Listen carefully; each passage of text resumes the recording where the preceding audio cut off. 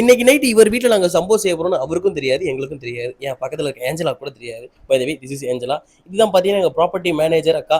கொஞ்சம் அழகா சரக்கு ஓவர் ஆனால கொஞ்சம் டான்ஸ் அதிகமாயிடுச்சு. அப்படியே நம்மளுக்கு கொஞ்சம் வாய்ப்பு கிடச்சின்னு குரூப்பை சேர்த்து அட்டையை போட்டு நாங்கள் பாட்டு பாட ஆரம்பிச்சிட்டோம்.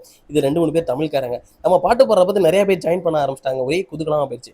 ஆக்சுவலாக நம்ம வந்தது என்னென்னு காரணமா, நம்ம அக்கா வந்து இன்னைக்கு கேரியோக்கி நைட் வந்து இது பண்ணுறாங்கன்னு சொல்லிட்டு வந்தோம்.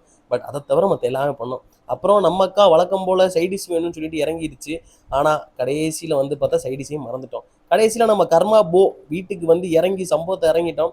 இந்த புள்ளட்டு ஃபோனை ஒழிச்சு வச்சுட்டாங்க. கடைசி அந்த புள்ள வந்து கதறிக்கிட்டு இருந்துச்சு, ஃபோனை கொடுங்கடா கொடுங்கடா.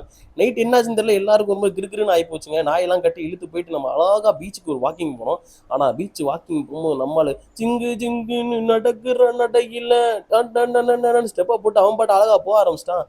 போதையில் எல்லாரும் கீழே விழுந்து ஃபோனு விழுந்து முரட்டு சம்பவமாக போச்சுங்க. ஒரே ஜாலியாக இருந்துச்சு.